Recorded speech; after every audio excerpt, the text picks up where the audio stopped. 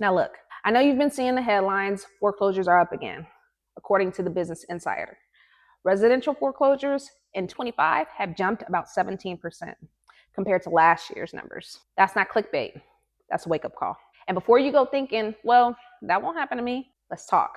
Because most of these folks didn't plan to end up in foreclosure either. So today, I'm breaking down what's reality behind the spike, what it means for our community, and how we can protect your home, your peace, and your furniture. Check it out. And yes, stick around to the end because I've got a free workbook that'll help you stress test your own finances.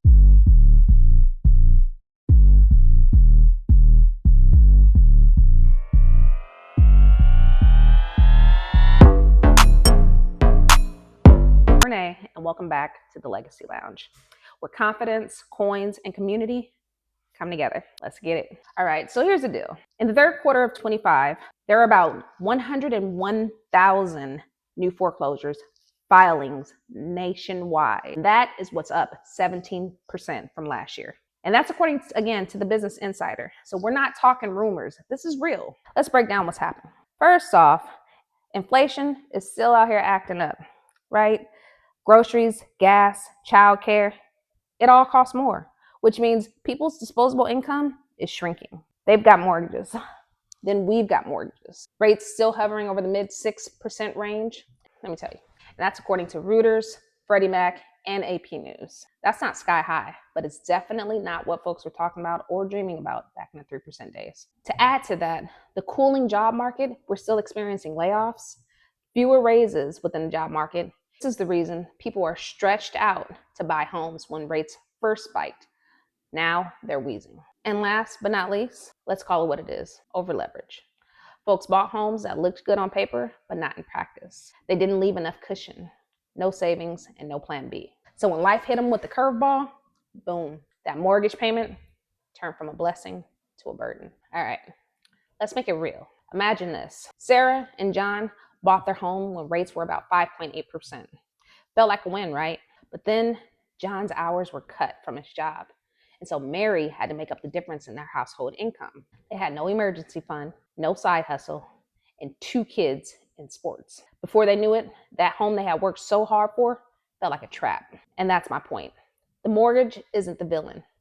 The problem is a lack of financial architecture, no structure to hold it up when life gets messy. Listen, the house isn't heavy.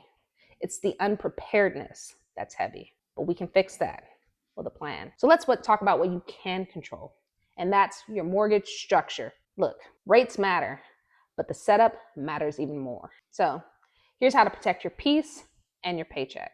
Number 1, fixed rate versus adjustable rate. When the economy is unpredictable, a fixed mortgage rate is like locking in your peace of mind. And with an adjustable rate, the payment can rise when the market adjusts. And baby, ain't nobody got time for that. Or surprise bills, right?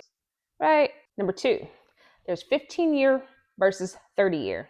Yes, a 15-year pays off your mortgage a lot faster. Don't be broken holy out here, right? Because you're trying to impress your loan officer.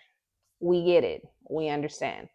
If your budget's tight, the 30-year can give you more breathing room. Just make sure you're adding extra for the principal and payments when you can. Number 3, build a buffer. Overpay a little when it's possible. Having that cushion means if things go sideways, you're still good in a few months. Number 4, rate locks and float downs. These are tools that help protect you when rates are moving up or down, but only use them if your foundation, which means your job, your savings, and your plan can handle that type of commitment. 5, don't overextend yourself. If your mortgage eats up more than 30% of your take-home income, you're officially playing financial Jenga. You ready for that? You might hold steady for a while, but one move, one layoff, one emergency, and boom, everything's falling apart. Let's make a plan. Look, even a small interest rate bump can hurt. A 1% rate jump on a $350,000 loan can mean $230 extra every single month. That's $2,700 a year. That's the difference between comfort and chaos. This is why life planning has to come before home buying. It's not about cashing or chasing a dream. It's about building the foundation so that the dream doesn't crumble. DM me now or click the link in my bio to get my life planning workbook. If you need help, again, I'm here to help you. Let's talk about what actually keeps people safe when life hits them. I call it the triangle foreclosure prevention, and it has 3 legs. Leg number 1 is going to be your buffer. This is your emergency savings. If you lose your job, get sick, or life just hits you, your savings should be able to cover at least 6 to 12 months of living expenses. That's not extra money, that's your peace money. Leg number 2, income resiliency. This means have multiple streams of income. One paycheck is cute, but it's not safe. Whether it's a side hustle, rental income, or a small business, having a backup flow keeps the lights and the stress off.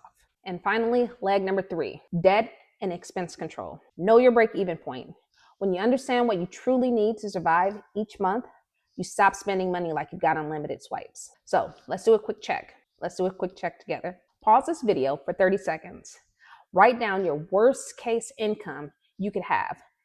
So if one income stream disappeared, what would this scenario look like? Now compare that number to your total bills and mortgage. How long can you stay afloat? Do you like those numbers? If not, let's work out a plan. But that will be your current financial oxygen level. And if it's low, don't panic, you can fix it. You just have to be intentional. Because hear me clearly, it's never too late to correct a course. I've worked with men, women, and families who are months behind on payments, feeling ashamed and overwhelmed. We turned it around. You don't have to be perfect.